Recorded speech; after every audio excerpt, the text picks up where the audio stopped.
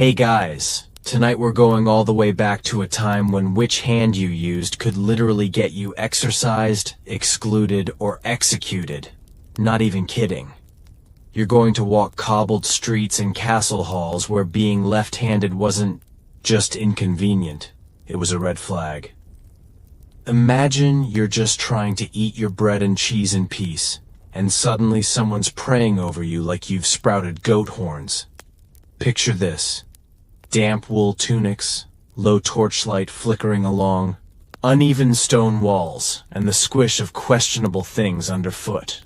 You're trudging through the Middle Ages, dodging chamber pots and suspicion in equal measure, and all because you dare to favor your left hand. You probably won't survive this, but that's part of the charm, right? So, before you get comfortable, take a moment to like the video and subscribe, but only if you genuinely enjoy what I do here. And tell me where you're listening from and what time it is, especially if it's some unholy hour and you're lying in the dark, waiting for sleep to sneak in like a pickpocket. Now, dim the lights, maybe turn on a fan for that soft background hum, and let's ease into tonight's journey together. You wake up to the clang of a bucket and someone muttering about demons. Normal. You stretch out your left arm and instantly feel someone's eyes on you. A wary glance. A quick sign of the cross. Welcome to the ancient world's least popular club. Long before the medieval period, left-handedness was already marked with suspicion. The Latin word sinistra, which eventually gave us sinister, originally just meant left. Sounds harmless, right?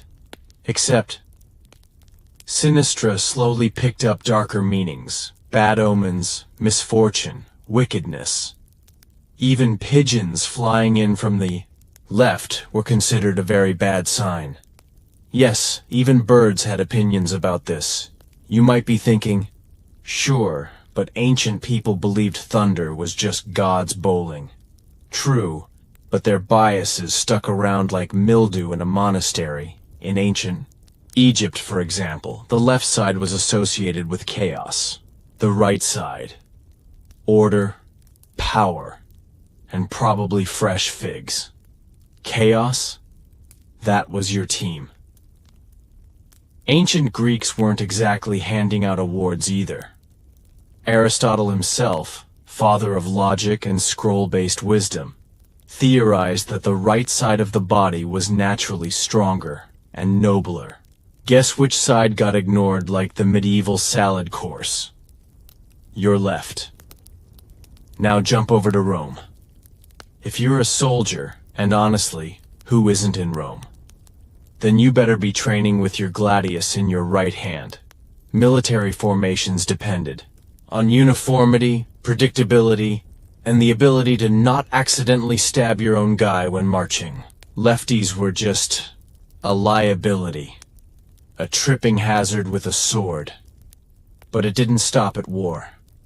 Roman augurs, those guys who looked at bird poop and pretended it meant something divine, considered left side omens inauspicious. If a bird flew in from the left, it spelled doom, delay, or at least a really bad hair day. This didn't bode well for left-handed newborns, and yes, they kept track. But here's where it gets charmingly weird. Not every culture thought left-handedness was a total nightmare. The Incas, for example, considered left-handed people spiritually gifted. They were thought to have magical abilities, closer to the gods. Not bad, right? But that was across the ocean and centuries away from the cold stone chapels of medieval Europe, where you now live and breathe and try not to get noticed. Still, history isn't one long anti-lefty campaign. Some scholars argue that earlier Indo-European societies may have had a more neutral stance. May being the key word. Historians still argue whether ancient views were purely superstitious or subtly influenced by practical design. After all, In a world where writing materials were scarce and smudging was a crime against calligraphy, left-handed scribes were not exactly popular. You walk through a bustling market. Someone selling eels looks over and mutters, "Left-handed," like it's an insult. You accidentally bump someone with your left elbow. They recoil like you sneezed blood. Is it that bad? In the medieval mindset, yes, very. The world was saturated with symbolism. Every direction, every hand, every gesture carried weight. The right hand, used for oaths, blessings, and making the sign of the cross. The left hand, often reserved for less sacred tasks.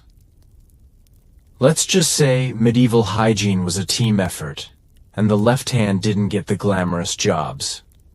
But you learn fast. You start offering things with your right hand only. You eat carefully. You avoid gestures. You practice writing, chopping, stitching, anything. Just a bit more to the right. Maybe, just maybe, they won't notice. Except they do. Especially the older ones. The ones who remember when Sister Agnes swore a left-handed child made the crucifix warp.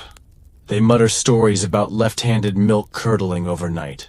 There's a tale passed down about a boy in the next village over who always used his left hand, until he vanished in the woods and came back mute, eyes full of stars and moss in his hair. Totally normal bedtime stuff. Yet in all this, you start to see cracks in the fear. A wandering minstrel uses his left hand to pluck a harp, and nobody stops him.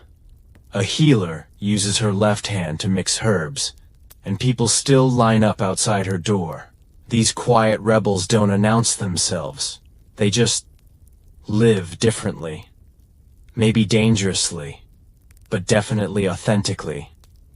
And now, as night closes in on your dusty medieval village, you curl into your straw mattress. You tuck your left hand under your head. Maybe tomorrow you'll try writing your name right-handed again.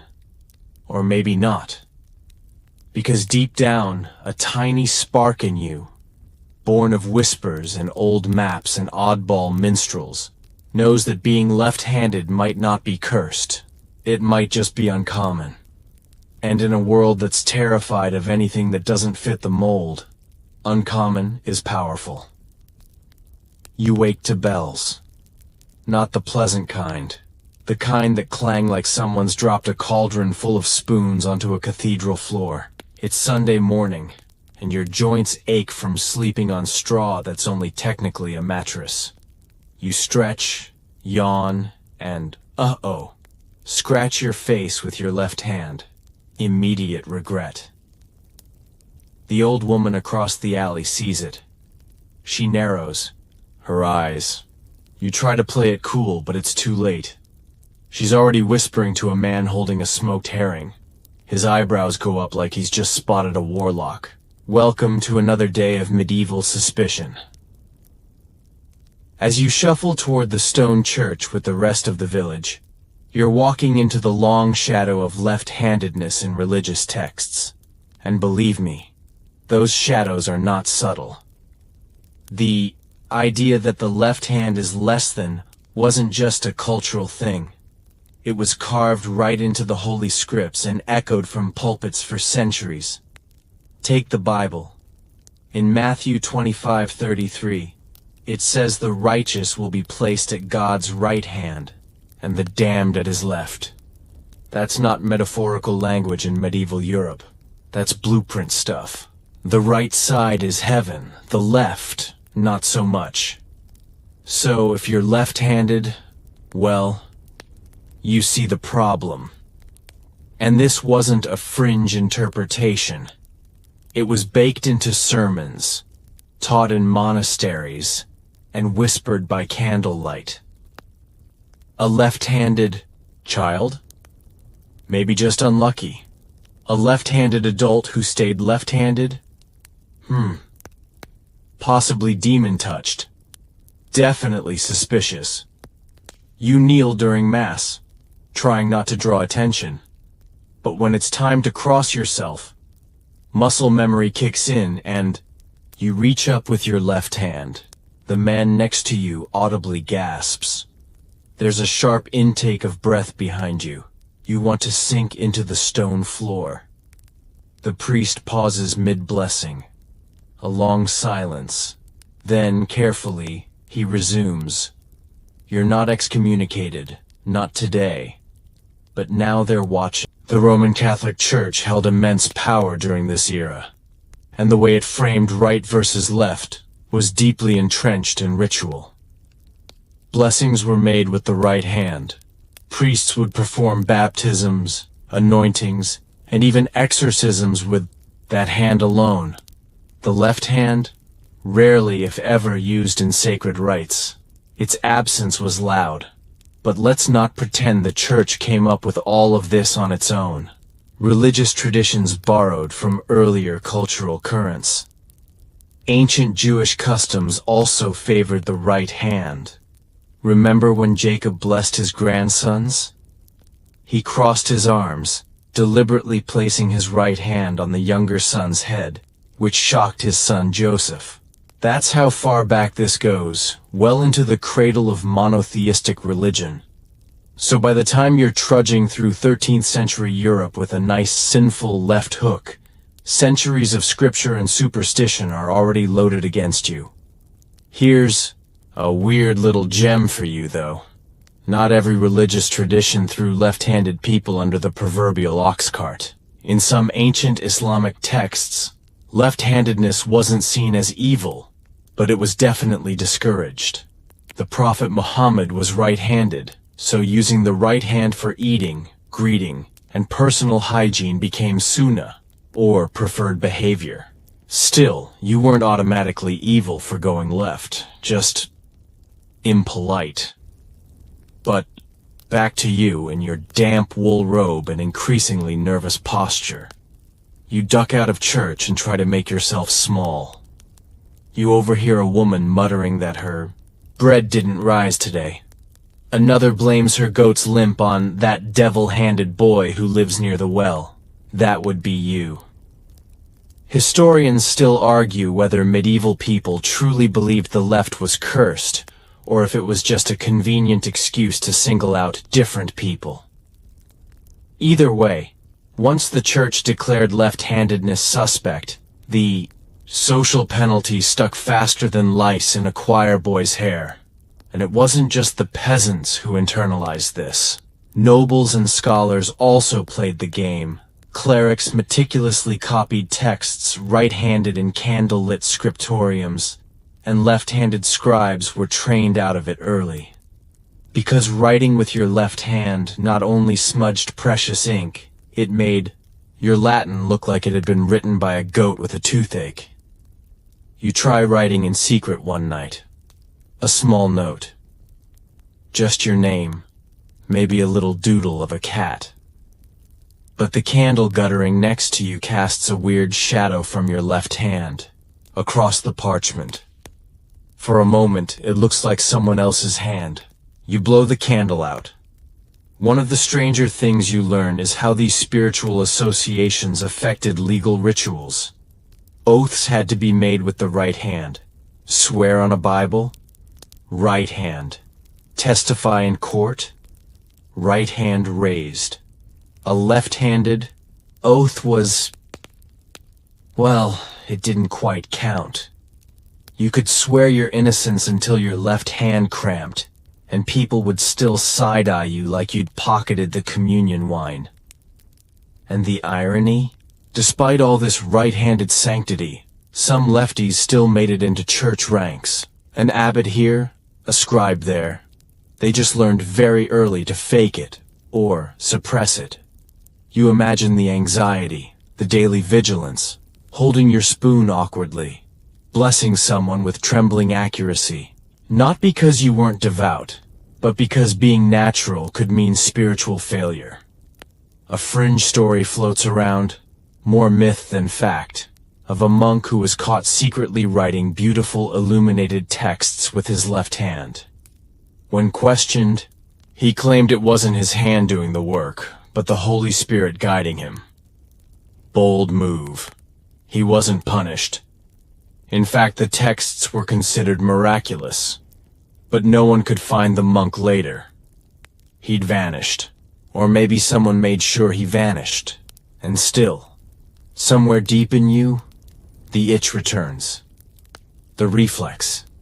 The natural reach of your left hand toward a ladle, a spindle, a quill. You shove it down. Not because you're ashamed, but because tonight, there's another bell ringing, the one that warns of heresy, and this time they might be ringing it for you. You're dreaming of feathers when you hear the knock. Not a polite tap, but the kind that says, "We know you're in there," without needing actual words. You jolt upright, heart thudding like a festival drum. Someone outside grumbles about bad omens. You barely touch the door latch with your left hand before quickly switching. No one needs more reason to suspect you. When the door creaks open, it's just the apothecary's boy, red in the face and holding a wrapped parcel of herbs. He says the healer down the road is asking for help. You nod, and off you go. Because that's your current gig, isn't it? Assistant to a woman who treats everything from boils to heartache with pickled roots and obscure prayers. Her name's Mother Iseld, and she doesn't mind your left hand. Which probably means she's already on their list, too. Inside her cottage, the air smells like thyme, cat fur, and vinegar. Bottles line the crooked shelves, some still labeled, others mysterious. She watches you slice comfrey with smooth precision, left-handed, and just grunts approvingly. Then she says something that makes you pause. They'd rather lose a finger than admit the devil doesn't live in your elbow. And that, in a nutshell, is medieval medicine's approach to left-handedness. Not exactly science, more like a big bubbling stew of superstition, guesswork, and the occasional leech. In the formal halls of learning, if you could call them halls, and not freezing monastery corners, being left-handed was suspect in diagnosis. Physicians were already working with some creative ideas about the body, based heavily on Greek and Roman traditions. One favorite? The four humors: blood, phlegm, yellow bile, and black bile. A cheerful cocktail, no? If your humors were out of whack, it could explain anything from sneezing to spontaneous poetry. And yes, they thought handedness might be connected to the system. Some theorized left-handed people had an imbalance of cold and moist humors. Sounds charming. Cold and moist, like a swampy handshake. But let's not forget that these medieval physicians were the same guys who believed menstrual blood could sharpen razors, and that basil grew best when planted with curses. So, maybe don't take their left-hand theories too seriously. Yet, real medical records mention it. Not always directly, but handedness crops up as a symptom, a clue, or a cause. A child who favors the left hand might be under Saturn's influence, which was not a compliment. Saturn was associated with melancholy, darkness, and general cosmic moodiness. Not the vibe you want on your medieval resume. One fringe theory, rejected by many but whispered by a few, suggested that left-handedness came from being born under a reversed star chart. Some healers thought it meant your soul hadn't rotated properly in the womb. That's right, soul orientation, like a divine compass malfunction. Historians still argue whether these diagnoses were sincerely believed, or just convenient excuses for targeting odd behavior. But records from 12th and 13th century hospitals, especially in monasteries, do list things like disturbances of the left limb and demonic trembling in the unnatural arm. That's one way to describe a twitch. Now imagine you've caught a fever. Nothing major. Just a little bit of chills, a touch of disorientation, and maybe you said something cryptic about the stars. Next thing you know, you're in a bed stuffed with straw, with a priest murmuring over you and Mother Iceld waving some mugwort smoke around. But it's not the illness that's got people whispering. It's the way you stirred your porridge, left-handed before you collapsed. Superstition didn't stop at diagnosis. It crept into treatment. Physicians advised certain potions be taken with the right hand, or that poultices should be applied to the holy side of the body. Guess which side that was? If you were left-handed, and you naturally applied something to your left side, well, that might block the curative ether. And yes, that's a phrase someone wrote with an actual feather quill, probably while hiccuping uncontrollably from poorly aged wine. Here's a lesser-known tidbit. Midwives sometimes tried to correct left-handed infants in the cradle. They'd bind the right arm loosely to encourage use, or place toys on the right side only. If the baby still reached left, some tried holy water. Others used salt. A few whispered prayers, and one particularly dramatic account describes wrapping the child's hand in a blessed cloth to confuse the devil. Despite all this, people still got sick, got better, and got on with life, including you.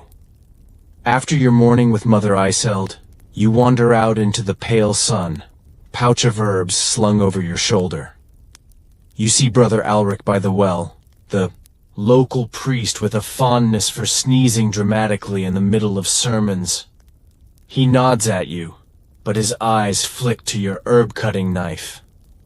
Still using the wrong hand, he murmurs. God favors balance. You don't respond. Mostly because there's no polite way to say, God might also favor not dying of foot rot. You just smile and keep walking.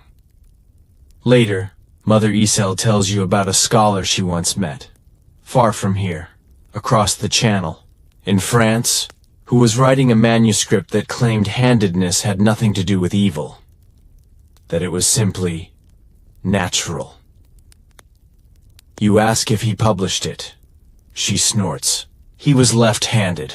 They accused him of writing backward sorcery. Ah, yes, mirror writing. Lefties sometimes do it instinctively.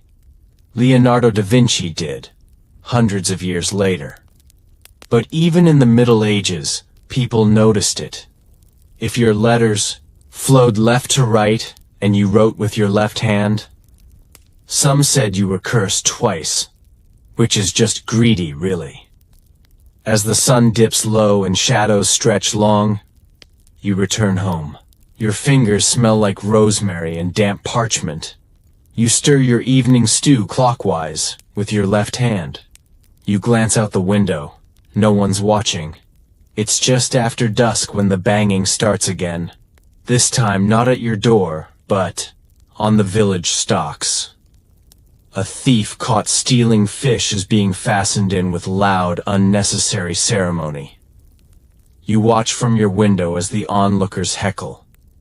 But your eye isn't on the thief.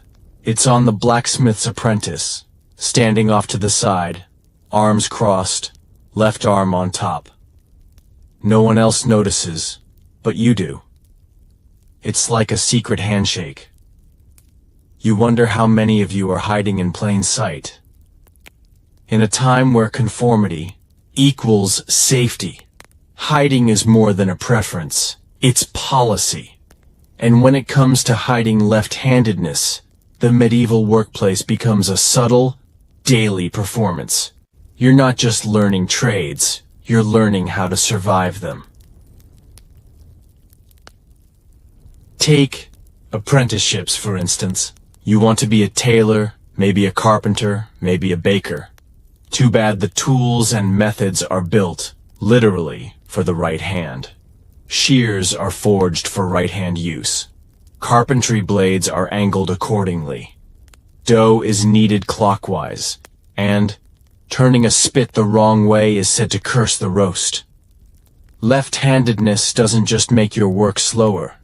It labels you incompetent or worse, unnatural.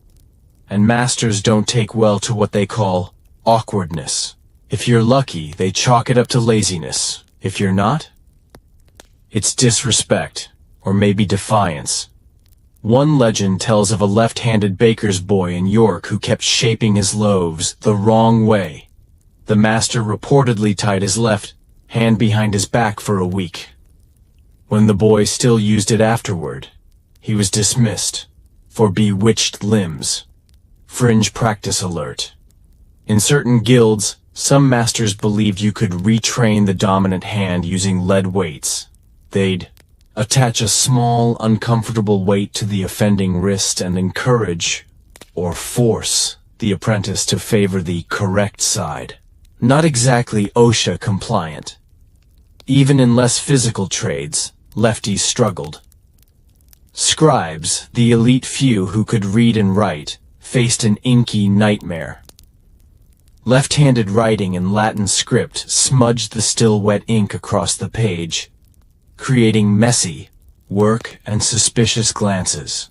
Left-handed scribes were either corrected early or shuffled to less visible work. One theory suggests that scribes who couldn't adapt were sent to copy documents in languages read from right to left, like Hebrew, where their handedness became less of an issue.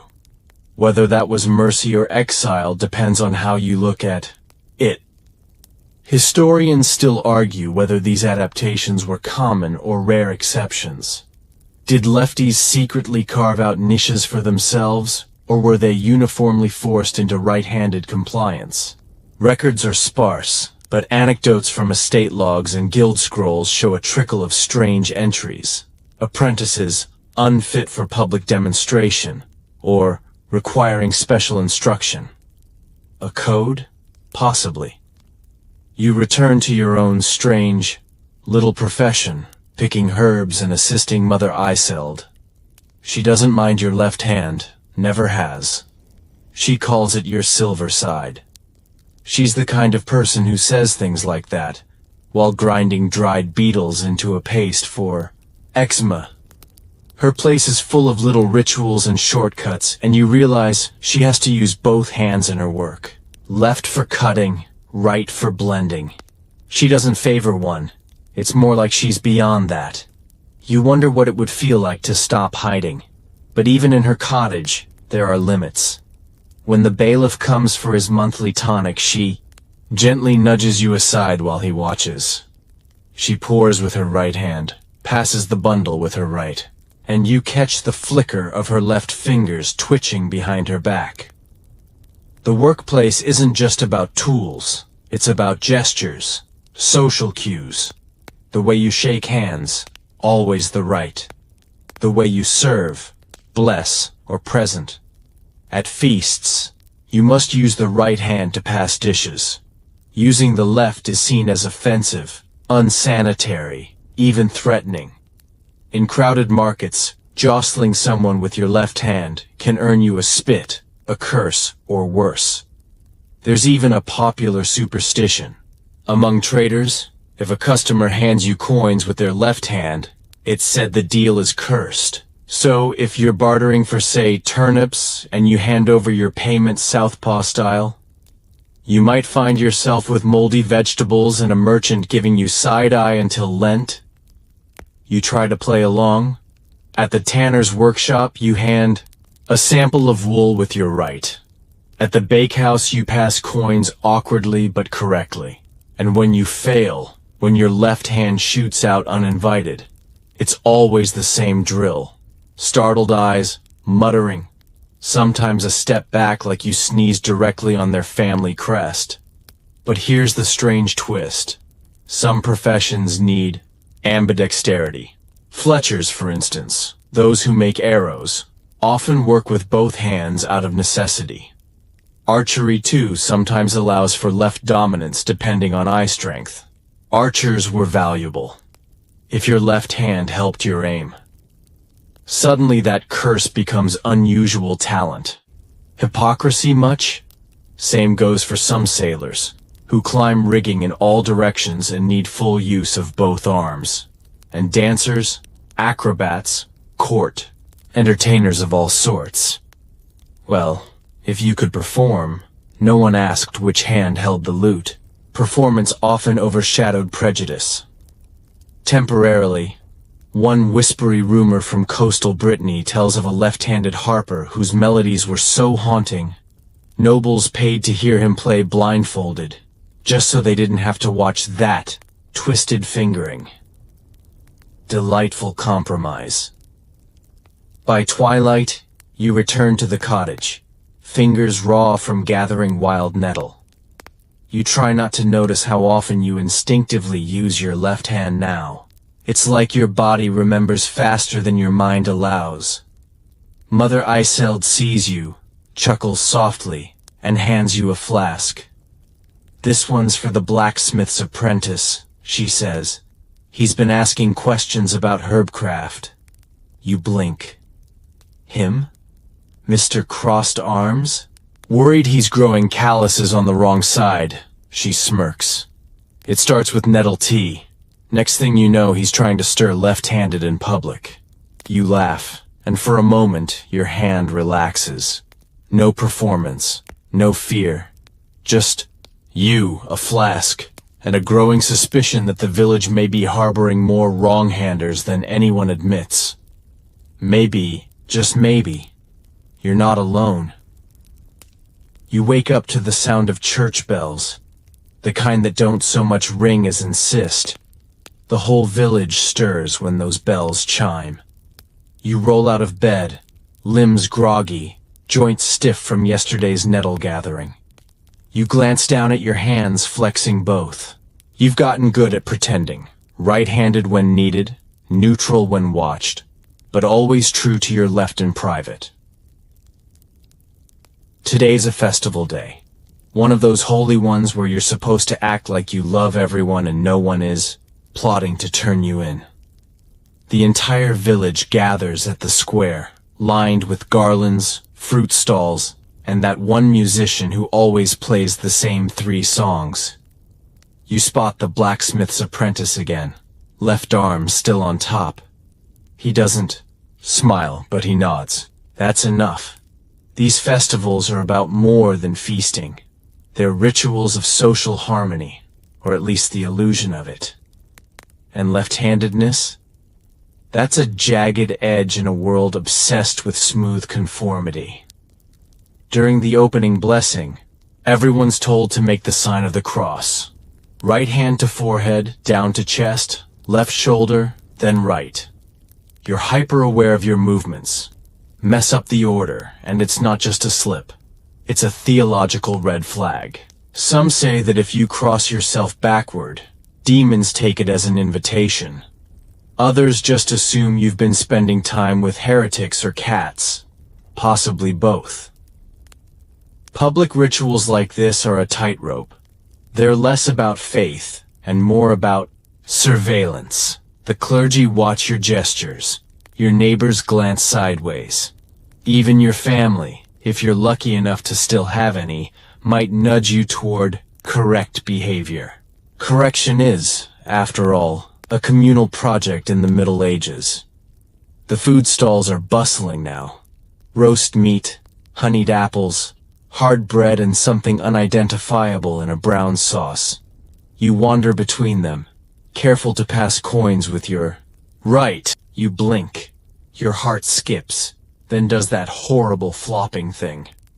You mumble something about injured fingers, classic excuse, and hurry away. But she's planted the seed.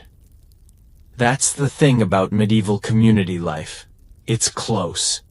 Claustrophobically close. People know your gait, your laugh, which side you favor when lifting a bucket. You can't hide much when your walls are thinner than your best excuse. So even something as small as which hand you use to hold a spoon can become gossip. Fodder. There's a growing boy near the edge of the square, maybe 10 or 11, being scolded by his mother. She swats his left hand away from the embroidery he's trying, not gently. "You'll stitch the devil's knot," she hisses. That phrase, it's one of those weird, persistent old warnings passed from parent to child. Devil's knot was thought to be a left-handed error in fabric work. Tangled thread, twisted patterns, knots that couldn't be undone. An actual textile accident became spiritual shorthand. You wonder how many children were corrected that way. How many talents were unraveled before they bloomed. Historians still argue whether these folk beliefs were genuinely feared or just convenient discipline tools. Was the devil really lurking in embroidery errors? Or was it just a way to make sure your stitches matched the pattern everyone already agreed on? You think back to that story you once overheard at the tavern. A seamstress who always sewed backwards but produced flawless work. Someone claimed she had a pact. Someone else claimed she just sat facing south. Either way, she moved away, or disappeared, depending on who was telling it. Back at the festival, a performance is beginning. A group of local children dressed as saints and sinners. An annual morality play. This year, they're staging the story of a wayward monk who sinned with his left hand. It's clearly symbolic. Or maybe it isn't. The crowd chuckles when the child playing the devil hands over a red apple with his left hand. The laughter's nervous. Too loud. Like maybe everyone's hoping the performance will ward off actual suspicion. And it's not just the children. Adults reinforce the symbolism constantly. Left is bad, right is good. The left side of the body is weak, feminine, unclean. The right is strong, pure, divine. These aren't just quirks. They're baked into the culture. Wedding rituals, mourning customs, even how you enter sacred spaces. Always right foot first. Left foot? Only corpses lead with that. There's a fringe ritual in some parts of Europe, still spoken of in hushed tones during your era, where exorcisms involve binding the left hand during the prayer. The belief, evil enters through the left, so they tie it down. Hard. You've heard of one poor soul who had their left hand broken during such a ritual. All because he wrote his confessions left-handed and someone thought the ink lines looked slanted. Even in burial, the bias remains. Graves are dug with care. The body turned so the right side faces east, the side of resurrection. If a person was known to be left-handed, sometimes they were corrected in death. Arms repositioned, tools buried on the right. Because apparently, the afterlife has a preferred side too. You find yourself at the edge of the festivities, half-eaten apple in hand, looking out toward the woods. They say witches live there, or wolves, or both. But you also know the woods are where people go when they want to be left alone. The forest doesn't care which hand you favor. Behind you, the music picks up again. Someone's dancing. You catch a glimpse of the blacksmith's apprentice. He's holding a mug in his left hand, openly now. Bold, or foolish. You wonder which you are. Mother Isolde appears beside you as if conjured. "They'll forget," she says softly. "Until they don't," you nod. She hands you something, a charm maybe? A stone wrapped in red thread. She doesn't explain, and you don't ask. But you slip it into your left pocket. You feel its weight. Then the bells ring again, calling for evening prayer. The crowd starts to move toward the chapel. You hesitate. Not because you're afraid, but because you know you'll be watched. Every bow of your head, every movement of your hand. And tonight, you're tired of pretending. You walk slowly toward the chapel. letting the crowd drift ahead like autumn leaves caught in a sluggish breeze. The bell's echo fades into that gray space between dusk and full dark, the hour when shadows feel bolder, and the truth of things seeps through the cracks in everyday masks. The chapel doors yawn open, swallowing the villagers one by one. Incense spills out, a sweet and cloying perfume like wilted roses and something faintly scorched. You inhale reflexively, then instantly regret it. Your eyes water, but you blink through it and step inside. Stone underfoot. Cold benches. Candles flickering like they know something you don't. You sit in the third row from the back. Always the third. Close enough to avoid suspicion, far enough to flee if needed. Mother Iseld used to joke that this row was for the spiritually uncertain. You think she might be right? The prayer begins.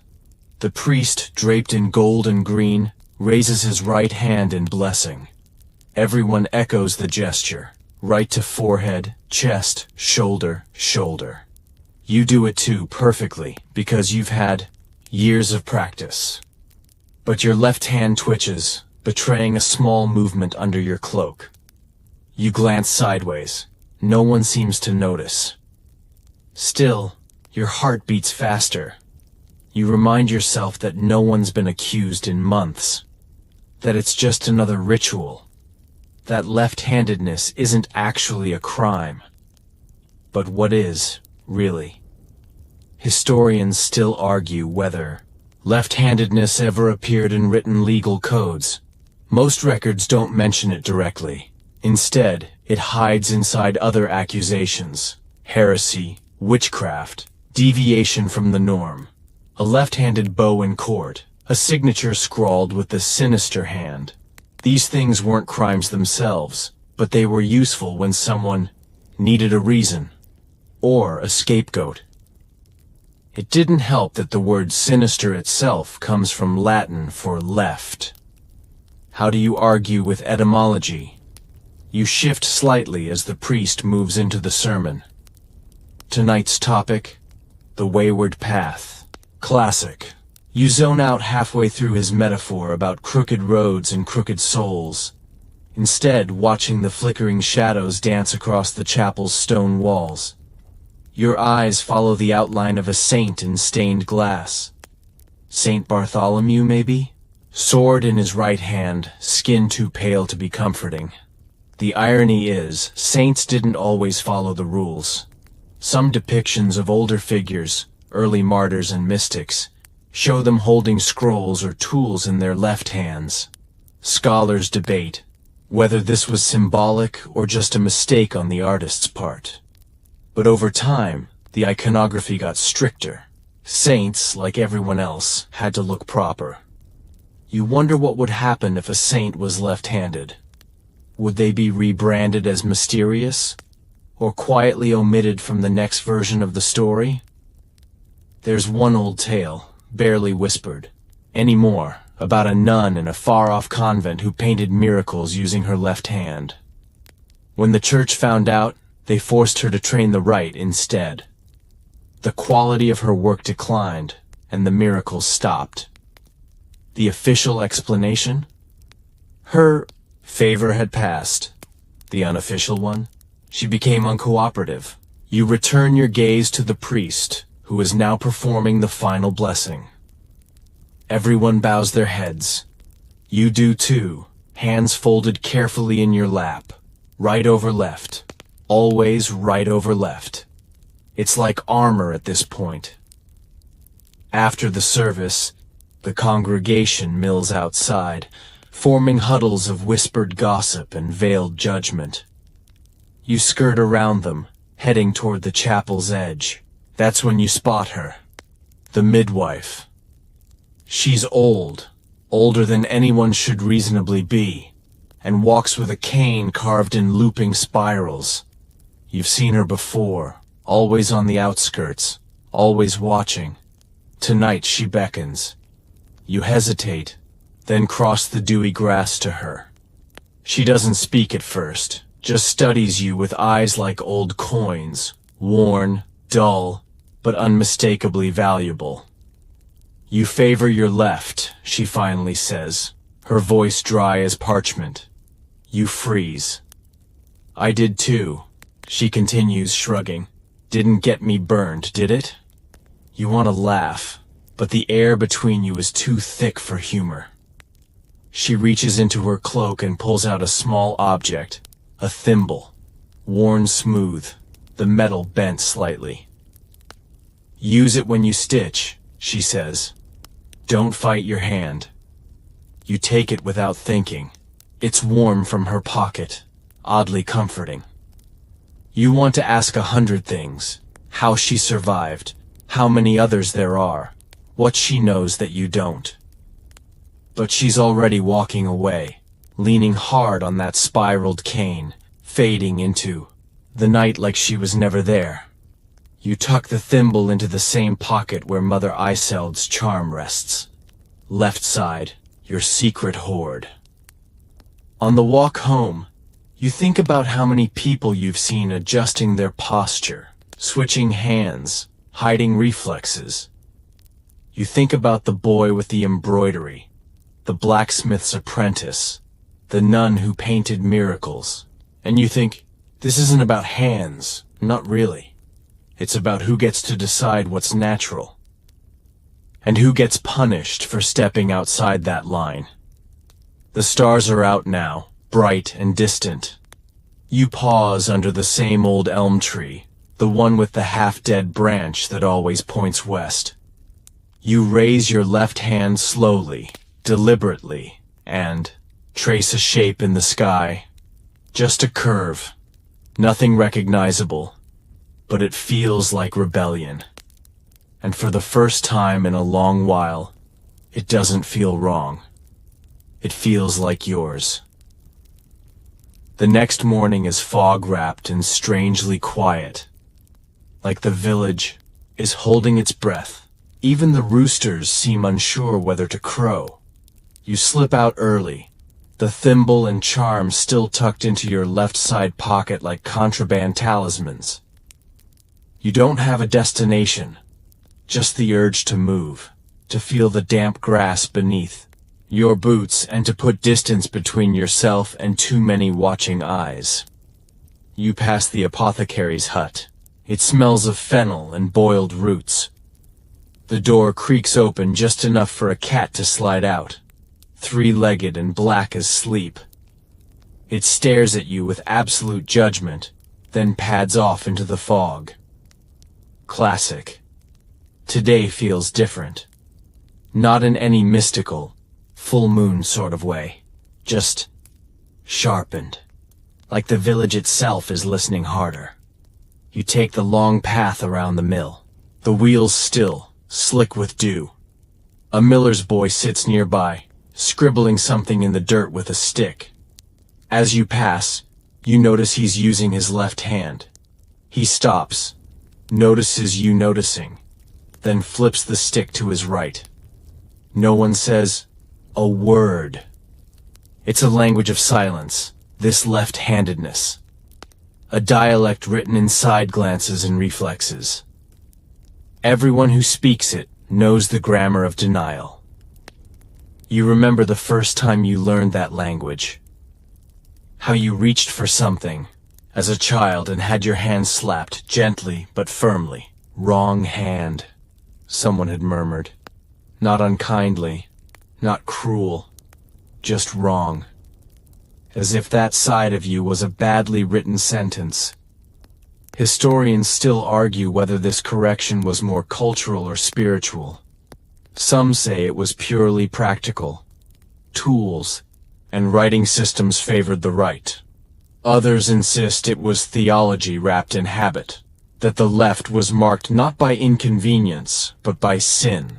The answer is probably both, tangled like embroidery threads pulled too tight. You wander toward the old schoolhouse, a single-room structure that's now mostly used for storage and the occasional haphazard town meeting. The windows are fogged. Over. The shutters askew. It smells like chalk and old apples. You push open the door and step inside. And there, carved deep into the underside of a desk, you see it. A spiral. The same shape Mother Iceld wore on her cane. The same one that was etched into the stone she gave you. You run your fingers over the groove, smooth from years of secret tracing. Someone sat here, long before you, and marked the wood with a symbol only others like them would recognize. You're not the first. That thought is oddly soothing. You wonder how many of these secret signs exist across the village. In the lintels of door frames, in the notches of old spoons, in the rhythm of footfalls across certain bridges. The hidden language of the left, not written in books but in habits, not recorded but remembered, and yet dangerous. A creak behind you. You spin, heart jumping. It's only the old schoolmaster who mostly tends chickens now and forgets what day it is half the time. He squints at you, then smiles vaguely. Looking for something? He asks. Just dust, you reply. He chuckles. Plenty of that. Then with a glance down at your hands. You write much these days? You pause. Only when I must. He nods like that's an acceptable answer. Like he too once wrote with a hand he had to hide. After he leaves, you stay for a while longer, tracing the spiral with your left hand. You feel like you've stumbled into a forgotten archive, not of scrolls and laws, but of quiet resistance. There's a fringe theory you once overheard, whispered by a tinker passing through on market day. He claimed there were once entire guilds formed around left-handed crafts. Not official ones, mind you, but hidden collectives. Cooks who stirred pots counterclockwise. Weavers who worked their looms in reverse. Scribes who trained themselves to mirror their letters so their parchment wouldn't smudge. The tinker said they met in cellars and barns, swapping tricks, tools, even charms. The Left-Hand League, he called it. Probably nonsense, or maybe not. Because that's the thing about fringe groups. They don't leave records. Not on purpose. They survive in rumor and habit, in the way you pass bread at the table or lace your boots or knock twice, then once, at a certain cellar door. You emerge from the schoolhouse and continue through the village, noting small things now. A crooked shelf in the baker's shop, always stocked from the left. A child idly kicking stones with his left foot. A broom leaned against a door, bristles up, handle pointing west. There's signs, maybe, or just coincidence, but you're starting to notice them everywhere. By midday, the fog lifts. The village exhales. Children play in the square again. A few elders sit knitting under the eaves. You pass the blacksmith's apprentice again. This time, he's hammering, not just carrying, and he's using his left hand. Openly, deliberately. You stop. He meets your gaze, then tilts his head toward the forge. An invitation. Inside, the heat presses against your skin like a warm accusation. Metal glows, and the anvil rings with each strike. He hands you a pair of tongs. Left or right? He asks flatly. You hesitate. Then you take them with your left. The grin he gives you is small but genuine. Thought so, he says. He doesn't explain why he trusts you. You don't ask. Some things don't need words. You help him until your arms ache and your lungs sting with coal dust. By the end of it, you're clumsy and soot-streaked, but you feel oddly good. Real. Like you've stepped out of a painting and into your own body again. Before you leave, he presses something into your hand. It's small and flat. An iron disc stamped with a spiral. The same one. The same curve. You'll know when to use it, he says, cryptically. You tuck it into your left pocket. And as you walk back through the village, tools clanging behind you, you feel it again. Not wrong, not strange, just left. And that, for once, is exactly right. Night slips in quietly, like a cat on velvet paws, pulling a cool blanket of stars over the village.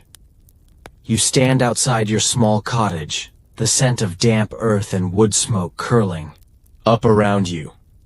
The day's forge work still clings to your skin, a gritty reminder of that rare camaraderie. The iron disc in your left pocket feels like a secret heartbeat. Inside, the fire crackles softly, casting flickering shadows that stretch and shrink like they have lives of their own. You sit near the hearth, the warmth of balm against the chill seeping through the stone walls. Your left hand, resting on your lap, feels heavier somehow, weighted with more than just fatigue. There's a quiet tension you can't shake, the feeling that you're being watched, not by eyes, but by centuries of suspicion pressing down on you. It's the same weight that bent the backs of your ancestors, the same shadow that turned left-handedness into a whispered warning. Stories swirl in your mind, like smoke in the firelight. You recall the tale of that medieval surgeon who was left-handed and had to carve instruments with his right hand instead. His surgeries were said to be flawless, but the strain broke his spirit. Historians still debate whether he was a pioneer or a victim of his time. It's a story you hold close, not just because it's about a left hand, but because it's about resilience. You stretch your fingers and run your left hand over the iron disc again. The spiral shines faintly, as if alive, whispering forgotten secrets. You wonder if the blacksmith's apprentice ever feels the same.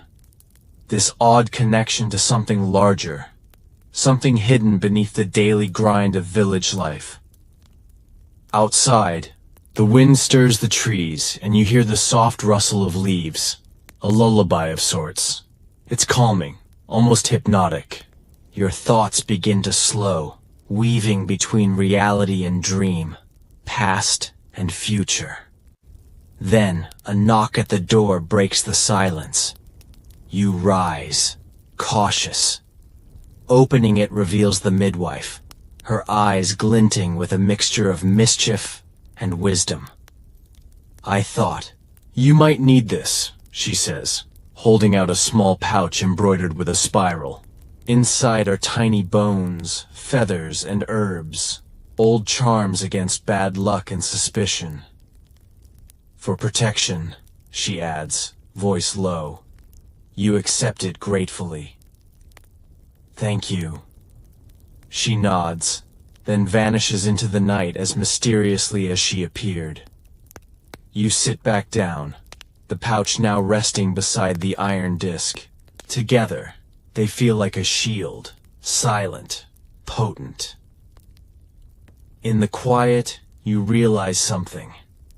Being left-handed in this world isn't just about which hand you use. It's about holding on to your identity when everything pushes you to conform. It's about the small acts of rebellion, the secret symbols, the shared glances. You let your eyes close, the warmth of the fire softening the edges of the day.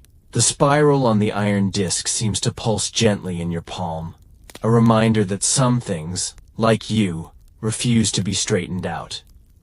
And as sleep begins to pull you under, you feel a quiet hope.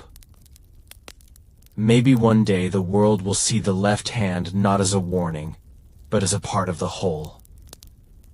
Until then, you hold your secrets close and your left hand even closer. Morning returns with a sky the color of old pewter, dull, brooding, and just bright enough to remind you you're not dreaming.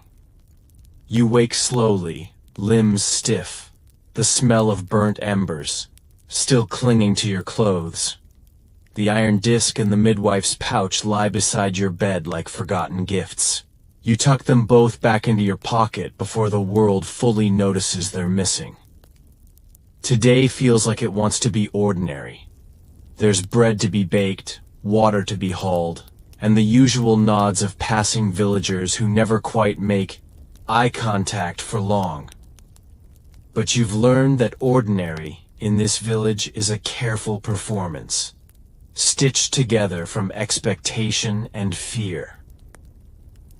You head to the market square, where stalls groan with early summer produce, twisted carrots, sun-wrinkled apples, and bundles of herbs tied like tiny witches' brooms.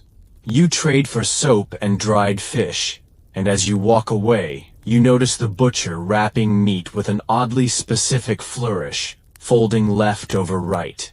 It's such a small, deliberate motion that you almost miss it. He catches your look and gives a half smile, then glances quickly to a nearby post. Nailed there is a notice. Another village over, 2 days' walk east, has accused someone of sorcery. You feel your stomach tighten. The notice doesn't say why, but your instincts already whisper the likely reason. Historians still argue whether these accusations were ever rooted in left-handedness alone. Most trials cited multiple signs: unusual dreams, healing knowledge, a fondness for cats. Yes, really. But left-handedness made a convenient addition to any charge. It was physical, visible, and unsettlingly easy to exaggerate. A simple habit twisted into menace. You fold your hands carefully in front of you, right over left. There's a growing sense that something is shifting in the air, that the old stories are waking again. You hear whispers in corners, not just about witches or omens, but about people leaving the village altogether, quietly, discreetly. One day here, next day gone. You pass by the blacksmith's forge again.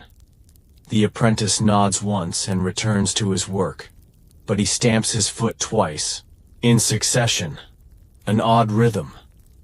It reminds you of the way Mother Iseld used to knock at your door when she wanted to avoid being seen. Not just a knock, but a code. You begin to wonder how much of village life is like this. Secret languages layered under everyday habits. You think back to a peculiar custom from your childhood, when children were taught to bless themselves with their right hand, but never told why. It wasn't about God, not really. It was about trust, about conformity. Later that day, you find yourself standing at the edge of the forest, fingers brushing the bark of a beech tree worn smooth by weather and time. The wind pulls gently at your hair, like it's trying to nudge you into the woods. There's an old legend about this forest, that left-handed travelers could find a hidden path through it, invisible to everyone else. It's probably nonsense. One of those charming folk tales meant to keep children busy counting moss patterns and rabbit trails. Still, you press your left hand to the trunk. The bark is warm. Or maybe that's just your imagination. You step in, anyway. The underbrush parts easily, as if welcoming you. And soon you find yourself walking along a narrow trail that doesn't quite appear to lead anywhere, and yet feels familiar. Branches above curve gently leftward. Stones along the path are etched with faint marks, some unmistakably spirals. You stop at a clearing. In the center stands a crooked stone bench, the seat angled slightly off balance. Another spiral is carved into the backrest. Someone's been here before. You sit, letting the stillness of the forest wrap around you like a cloak. It's quiet enough to hear your heart beat. You reach into your pocket and pull out the iron disc again, laying it flat on your palm. It seems to shimmer faintly, just once. There's no mystical flash of light, no sudden vision. just a calm certainty that you're not alone. You realize now that the left-handed among you have always found each other, not through announcements or proclamations, but through patterns, through shared habits that other people never noticed. The way you stir soup, the side of the bed you favor, the rhythm of your hammer at the forge. It's a kind of magic all its own. You stand, tuck the disc back into your pocket, and trace the spiral on the bench with your finger. You think about how many others have done the same. You wonder where they are now, hiding in plain sight perhaps, or walking different roads, following other invisible trails.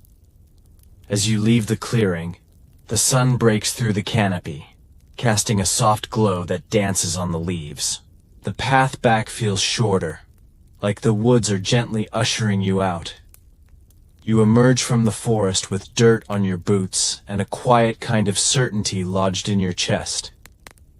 There's a map out there, etched not on parchment, but in behavior. And you're finally starting to read it.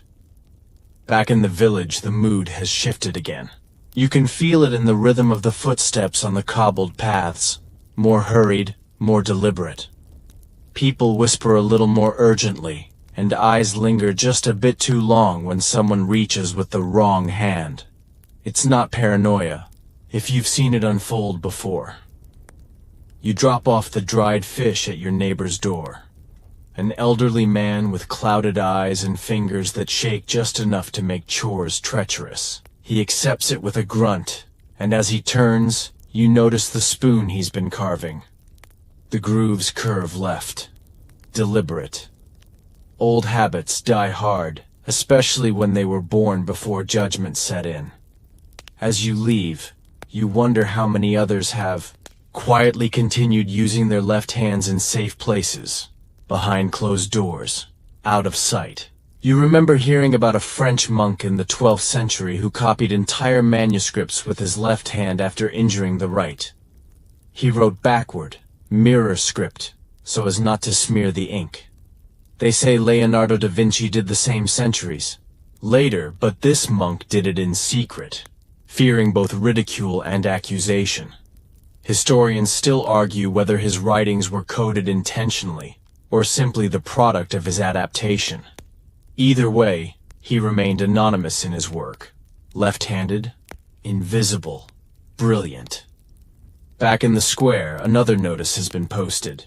You approach with a hollow pit in your stomach. This one is local. A villager, unnamed, is under suspicion. The signs listed are vague. Odd behavior.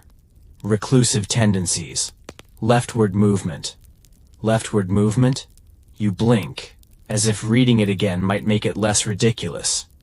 But there it is in harsh ink. Walking in circles counterclockwise.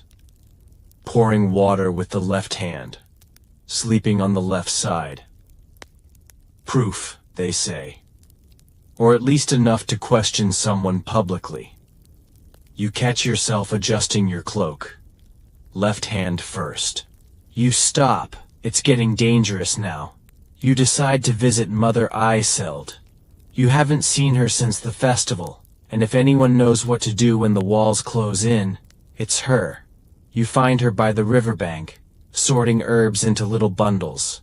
She hums quietly, a tune you recognize but can't name. Her hands move with practiced ease, tying twine in tight spirals.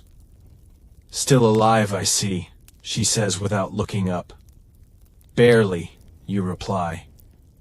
She chuckles, finally meeting your gaze. It's always barely for the likes of us. You sit beside her, the river whispering nearby. The air smells like mint and damp stone. They're looking again, you say. Hunting. She nods. Mother Iseld grows quiet, then finally speaks. There used to be more of us, she says. In every village. We helped each other. Passed messages, tools, even food when someone was marked. But then the church grew more watchful, the lords more fearful, and so we faded. Some hid, some left, and some pretended so well they forgot who they were.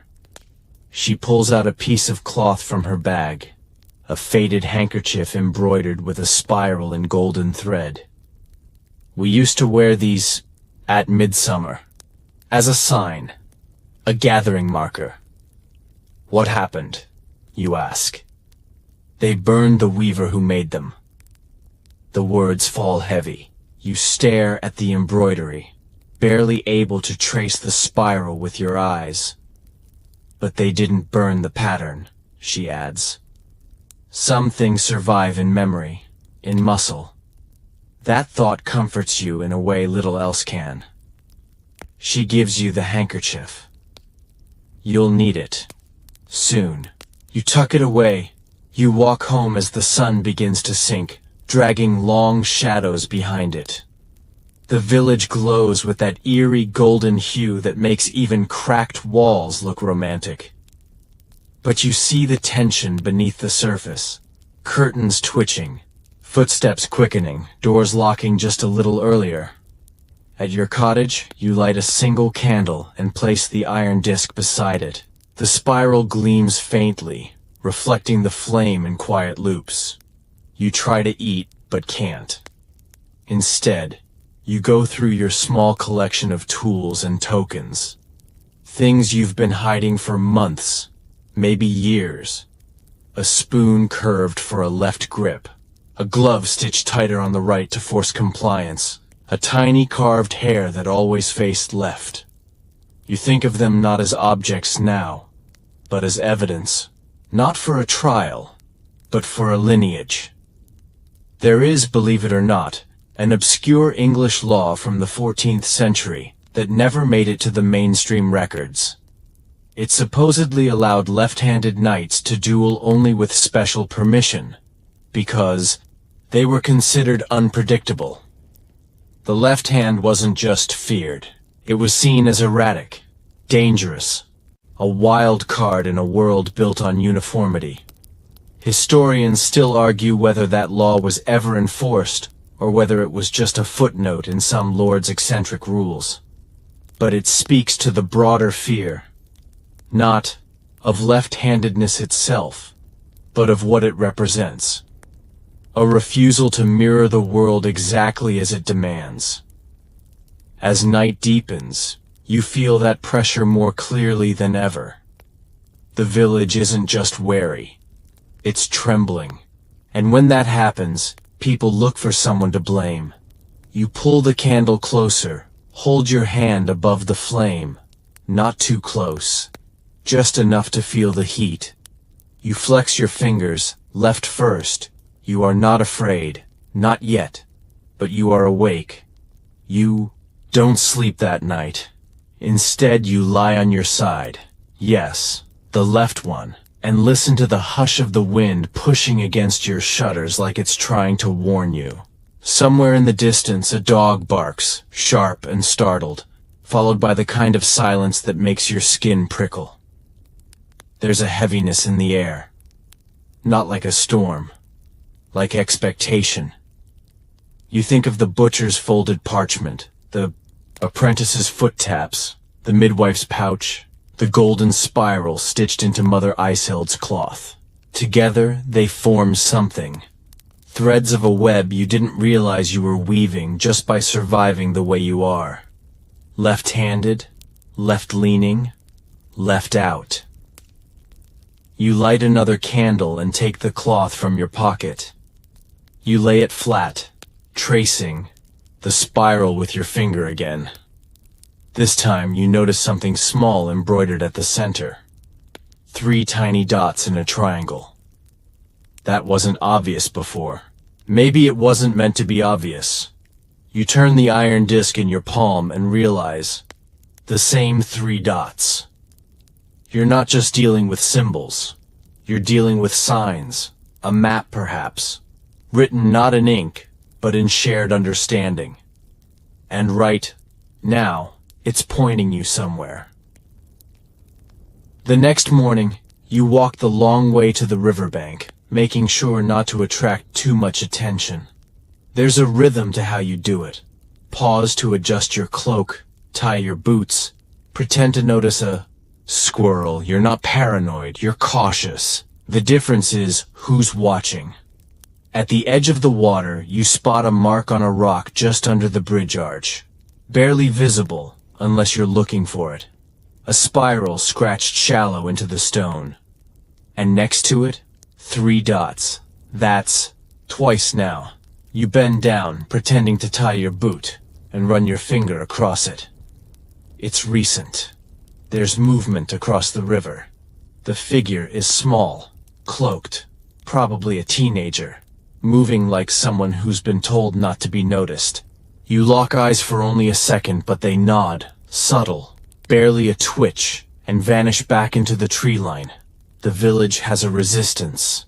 It's not organized. It's not armed. It's more like a whisper than a rebellion.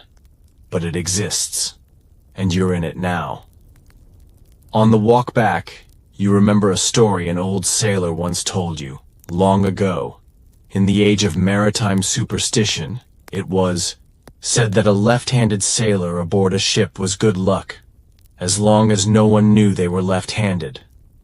Because once someone knew, the magic was ruined, the illusion shattered. The moment of truth transformed protection into threat. Historians still argue whether this belief had roots in ancient Mediterranean lore or was simply a way to explain bad weather. Either way, it stuck. A quiet reminder that survival was sometimes about disguise. You return to your cottage and begin making a list. Not on parchment, you're not that reckless, but in your head. People you've seen use their left hands without thinking, or hide the way they hold a knife, or flinch when a priest blesses them from the correct side. You count 7. Maybe more if you start including the children. You begin to understand what Mother Iseld meant when she said, "It gets louder." It's not just the persecution. It's the collective heartbeat of those who refuse to change their wiring just to fit into someone else's story. That afternoon, a loud knock startles you from thought. Not the usual rhythm of visitors. Just one. Heavy. Official. You open the door to find a village guard. One of the new ones sent by the Lord. Tall. Too clean. Eyes that catalog you before your mouth can form words. There've been reports, he says. Odd movements. Suspicious gatherings. You say nothing. He looks past your shoulder into your home where your table is set with your meal. A spoon sits there, placed for your dominant hand. You're about to make an excuse, shift it subtly, but then something stirs in you. You don't. You leave it. The guard notices. His lips twitch. Not quite a smirk, not quite a warning.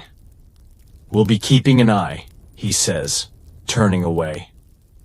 You don't close the door until he's gone completely. That night, you meet again with Mother Iseld, but not at her usual riverbank. This time it's the clearing, the crooked bench. You were right. It wasn't just a story. She's already there, and with her are 4 others. All quiet, all waiting. You sit and she begins. We've waited long enough. It isn't a plan for escape. Not yet. It's a plan for preservation. For documenting who's still safe. For leaving signs where they can be found, and where they won't be erased. It's not about fighting. It's about remembering. One of the others, a soft-spoken man with hair like silver threads, says he's found a cellar that connects to old Roman catacombs beneath the village. Forgotten tunnels. They may be useful. You all take turns describing where the marks should be placed. Spirals scratched into bark, dots painted onto stones. If they're gone one day, it means someone's been taken, and you all agree. If the spiral turns inward, you wait. If it turns outward, you run. It's as close to a revolution as you can risk. When you leave the clearing that night, you feel both heavy and light. Heavy with the knowledge of what could come. Light with the knowledge that you are no longer alone. The wind brushes your cheek again as if approving. You follow the trees leftward, not because it's faster, but because it feels like home. Morning comes in a wash of pale gray light, the kind that makes the entire village look like it's been dunked in a pot of weak porridge. You blink blearily as the rooster crows. On the wrong side of your cottage again, just to keep you humble. You stretch, shake off the dreams, and start your day the way you always do. Left foot on the floor first. A small, rebellious ritual. Your door creaks as you open it, and the chill bites at your skin. There's a fine mist in the air today, hanging low over the fields and coiling around the village roofs like it's eavesdropping. Perfect weather for secrets. Perfect weather for vanishing. You set off with a satchel slung across your back, under the pretense of gathering herbs. But really, you're making your rounds. Checking on the 7 people you've mentally marked, the ones whose subtle gestures speak louder than words. Most are fine. One even smiles knowingly as they hand you a bundle of dried lavender. Left hand extended slightly longer than necessary. No words, just quiet affirmation. But the 6th house is different. But some nod. Slowly, then with conviction. We're not cursed, one says. We're just reversed. You all chuckle. Even Sister Elodia, passing by, lets out a quiet snort. It's the first time you've heard her laugh. She leans down and whispers, "That one's mine. I've used it before." You ask if she'll help you, not with weapons, with wisdom. With ways to teach others to see the signs, follow the marks, read between the gestures. She nods. The Abbey has scrolls, old ones. Might help. You're becoming a student again. But this time, not of history as dictated by the righteous or the loud. You're studying something gentler, something truer. You sleep well that night. Not because you're safe, but because now you're ready. You wake to the scent of wood smoke and the soft scraping of a quill. Sister Elodia is at the table near the hearth, writing something slowly, deliberately. The room is dim, lit only by the dawn seeping in through narrow windows and the flickering yellow of candlelight. You watch her hand glide across the page, not rushed, not stiff. Her left hand, of course. She doesn't hide it here. No one does. You join her with a quiet nod. She tilts the parchment toward you, and you see it. A chart of symbols, spiral variations, coded dots, mirrored letters. A lexicon of left-handed legacy. You sip your tea, still half asleep, and realize you're witnessing the closest thing to a manifesto this place will ever produce. What's this for, you ask? Travelers, for when they leave. Some won't remember everything. This helps them keep track. It's simple, practical, revolutionary. Over the next few weeks, your purpose sharpens. What started as fleeing becomes preparing. You are not just escaping now, you are organizing. The others begin helping too, transcribing, mapping, devising new spiral codes. Someone even designs a rudimentary cipher, one that flips right-handed, Latin letters into strange mirrored counterparts. It's fiddly, imperfect, but deeply satisfying. You try writing your name with it one evening and smile at how unfamiliar it looks, like you've become your own secret. Mother Iseult, ever pragmatic, curates a cache of supplies: flint, herbs, rolled maps, and scraps of blank parchment. She insists on teaching younger escapees the basics of reading and writing, and she does it without fanfare, like she's merely passing along bread recipes. "No point surviving," she mutters once, "if your story dies with you." You nod, biting your tongue.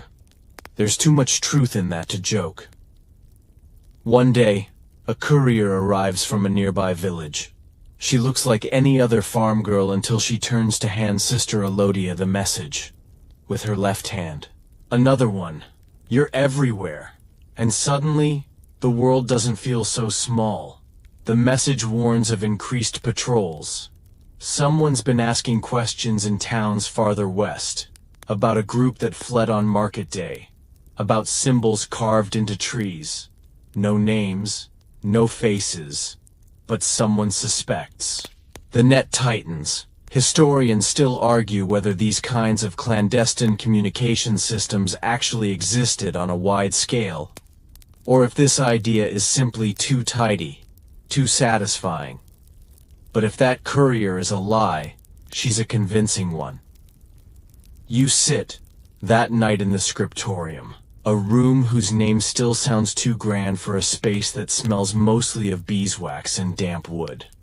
You're copying the old Roman map, adjusting it to show footpaths, crumbled aqueducts, and safe wells. As your left hand moves across the page, you realize this isn't just navigation, it's reclamation. These lines are more than escape routes. They're veins in a body waking up. Someone sneezes behind you. You jump, then laugh. It's just Mira, the youngest of the group, the one who always manages to step directly on twigs. She's carrying a clay pot of ink like it's a crown jewel. "I brought you black this time," she whispers. "Red stains too much." You nod in thanks. You've stained too many sleeves to disagree. As the days pass, plans take form. You decide on signal lanterns, placed in forest gaps to guide travelers. You use mirrored stones arranged in triangular clusters as markers along narrow paths. They look like accidents to anyone else. Sister Elodia adds another touch. She teaches you to write tiny prayers in Latin using backward letters, so they read as gibberish unless viewed in a mirror. Not because anyone here is especially devout, but because the church still controls fear, and nothing repels an inquisitor faster than an unholy script. You test one of these notes near a trailhead. Folded under a rock, it reads like the ravings of a possessed monk. If they do read it, you hope they feel deeply uncomfortable. There's talk of returning to your village. Just one or two of you, carefully, cloaked, and forgettable.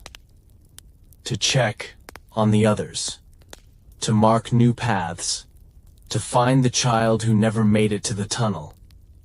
The idea is terrifying, but it's necessary, and it's yours. Before you leave, Sister Elodia hands you a small item. It's round, made of dark wood, polished, smooth, a disc etched with a spiral but also something more. 2 tiny handprints, left and right, joined at the center. "For luck," she says. Or irony. You take it, and you leave. The return journey is silent. You and Iseult move like shadows. You pass through the same forests, now leafier and green. You sleep under the same stars, though they seem less judgmental now. When you reach the outskirts of your village, nothing has changed. And yet, everything has. You blend in easily. The town never looks too hard at those who keep their heads down. You see familiar faces, some nod, Some look through you. Some flinch and hurry away. You don't take it personally. Fear does strange things. You don't find the child, but you do find a mark. A tiny triangle scratched onto the inn wall. Someone survived. You leave a spiral just below it, facing outward. You bury your message near the well, wrapped in waxed cloth. Inside, a map, a scrap of left-handed writing, and a new version of the old rhyme. You've updated it. Left is wrong, they say by light, but left may guide you in the night. If ever lost, don't seek to fight, just spiral in and wait for flight. It's not exactly Shakespeare, but it'll do. Before dawn, you're gone. Again. Back through the forest. Back through the moss and secrets. Back to the hills and their gentle shelter. And you know now, this won't be your last return. This is the beginning of a circuit, not a loop. A spiral. And you, little lefty outlaw, are turning outward now.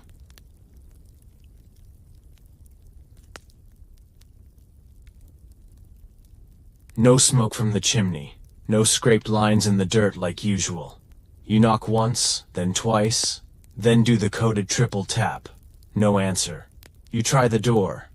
It's unlocked, which is more alarming than if it had been barred. Inside, the hearth is cold. The table is set but untouched. A loaf of bread half sliced.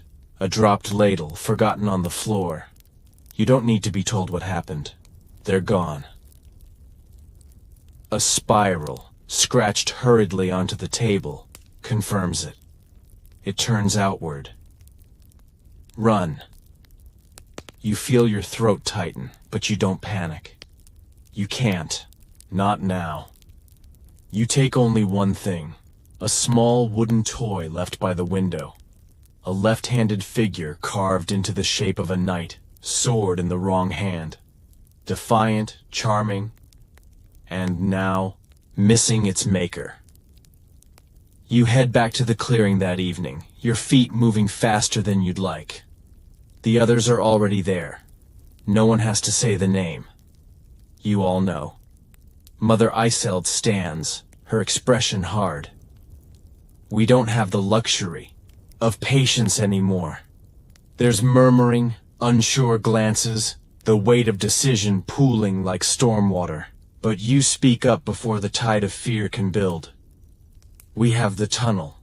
We have the maps. And we know the marks. Someone else adds. And we have each other.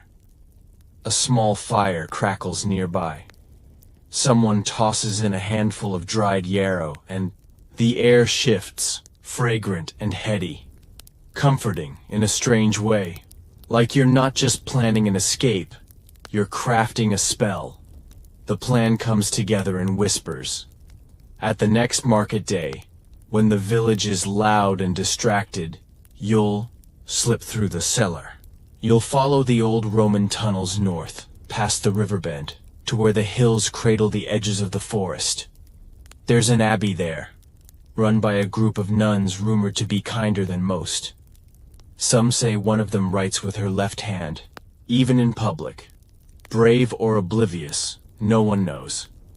Historians still argue whether these nuns were ever truly sympathetic to the persecuted, or whether that's just a myth whispered by desperate villagers. But in this moment, myths are more useful than facts. Myths make you move. Over the next few days, everything changes. You begin to see the world not in shapes or names, but in signs. 3 dots near the blacksmith's well. Safe. A reversed spiral, scratched into the tree near the mill. Danger. You catch children playing with spinning tops in the dirt, unconsciously sending them counterclockwise. You smile. Maybe the next generation won't need tunnels, but the pressure mounts. Guards patrol more frequently. The church bells toll oddly, sometimes in patterns that sound like warnings if you're listening right. You pass a group of priests one day, and one of them narrows his eyes as you walk by. His gaze lingers on your hands. You move quickly after that.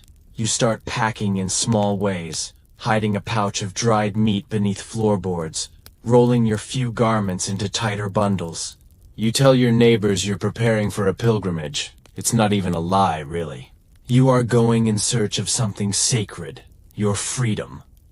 The night before market day, you light a single candle and write one thing on a scrap of cloth. Not wrong, just left. You tuck it into the seam of your cloak. Not for anyone else, just for you. You sleep in short bursts, ears straining for any hint of trouble. The wind whistles differently tonight. You think of that sailor's superstition again. That luck clings to the left as long as it's hidden. At dawn, the village comes alive. Carts roll in, bells ring, and children chase chickens they swear don't belong to anyone. You play your part. You carry a basket. You haggle for onions. You nod politely at the man who once threatened to turn you in for tying your apron with your left hand. And then you slip away. The cellar is easy enough to reach. The lock is rusted. The stairs, damp. You descend into cool earth, into the place where time and fear feel more ancient, more honest. One by one, the others follow. You count 6. You don't ask about the 7th. Not now. The tunnels stretch ahead, surprisingly intact. Roman stones line the walls, damp and mossy, but still solid. You run your fingers along them as you walk, wondering how many feet, how many left feet have passed this way. Somewhere deep inside, a mural is carved into the wall. A spiral. Not scratched. Not hidden. Proud. Someone long ago marked this place as sanctuary. You walk for hours, maybe longer. You lose track. Eventually the walls widen, and the sound of water grows louder. A spring. A break in the ceiling lets in moonlight, and you emerge beneath the hills, blinking at the soft silver sky. In the distance, the abbey lights flicker. You start toward them. Behind you, the tunnel breathes its last breath, stone and moss and secrets sealing themselves in silence. And in your pocket, the spiral cloth feels warm. You don't walk so much as drift. The grass beneath your feet is damp, from night dew, cushioning each step like the earth itself wants to muffle your arrival. The air smells of pine, and something faintly medicinal. Lavender, maybe, or thyme from some nearby hedge. Crickets hum in the underbrush, and the only other sound is the occasional sleepy bleat of a goat, somewhere on the hillside. It's the first time in weeks you haven't felt watched, which, let's be honest, is deeply suspicious. The abbey rises ahead like a ghost in stone, modest, with squat towers and weather-worn arches. It leans slightly to one side, as if time has pushed it leftward on purpose. That seems appropriate. You and the others approach cautiously. Mother Isolde leads, her stride steady, wrapped in her usual shawl and something sharper. Resolve, maybe. The rest of you trail behind, tired but alert, like deer emerging from underbrush after too long in the clearing. A nun meets you at the gate. Her habit is gray, almost the exact color of the sky behind her, and her expression is unreadable. She looks each of you over, pausing a moment longer on your hands, on all your hands. Then she simply steps aside. Come in. No grand questions, no suspicious demands. Not even a blink at your bedraggled clothes or the small child clinging to her mother's hem. Just a quiet, practiced welcome. Which is, of course, more suspicious. Inside, the abbey smells like warm bread and candle smoke. It feels still, like a moment just before sleep. There are no statues glaring from the corners, no heavy crucifixes hammered above doors. Just spirals, carved into wood, etched into glass, stitched into the hems of robes. You feel your breath catch. You've found one of the places where the spiral didn't die. A nun named Sister Elodia introduces herself over soup and soft-spoken stories. She stirs her spoon clockwise but serves you with her left. You notice.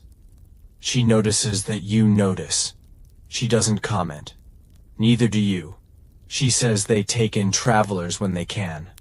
Orphans, pilgrims, the sick, the misunderstood, she adds, with just enough weight to make the word feel like a secret password. You want to ask if they knew the people who used to live in your village, the ones who vanished long before your time. You wonder if any of them made it here. You wonder if any of them stayed. Historians still argue whether abbeys like this one served as covert shelters for the sinister folk, or whether this is just romantic posturing, adding gentle mystery to what were likely very ordinary rural orders. But sitting here, in the flickering light, with warmth soaking into your bones and the spiral gently peeking from the corner of a tapestry, it's hard to feel like this is ordinary. The next few days pass in slow motion. You work in the gardens. You patch a hole in your cloak. You learn the names of plants you never bothered to notice before. The nuns speak little but smile often. A small bell rings at dawn and again at dusk. You follow its rhythm like it's a lullaby. In your dreams, you're still walking tunnels, still hearing echoes. But in the daylight, peace starts to creep in like moss. It doesn't ask for permission. You and Mother Isel talk often, though not about what was lost. There's no need to recount every cruelty. You both carry those stories like locked boxes. What matters now is what comes next. One afternoon, while drying herbs, you catch sight of something carved into a door frame. 3 dots in a triangle. The same symbol. Again. The connective tissue between villages, between hands, between those who hide and those who watch. This isn't just a coincidence anymore. It's infrastructure. You ask Sister Elodia, gently. She shrugs like she's not admitting anything. We listen, and sometimes people find their way to us. That's all. But you press. Because something's blooming in your chest now. Not rebellion, not exactly. More like purpose. Why the spiral? You ask. Why this symbol? She thinks for a long time before answering. Then, because it turns inward first. Then outward. Like us. A simple answer. A profound one. You sit with it for a while. One evening, just before the bell, you find yourself sketching in the dirt with a stick. Absent-minded at first. But then you realize what you're drawing. Maps. Not of roads or rivers, but of people. Safe houses, routes, stories, patterns in the way someone folds bread or sets a table, or blinks twice before they lie. You're creating something now. Not just hiding from someone else's creation. That night, over dinner, you speak to the others in your group. The original 7. Fewer now, but stronger in clarity. You don't want to just disappear into the hills. You want to go back. Eventually. Not to live, necessarily, but to mark the path, to leave signs. Not everyone agrees. Some are done, spent, ready to spend the rest of their lives drying herbs and letting the sky decide what comes next. That's okay.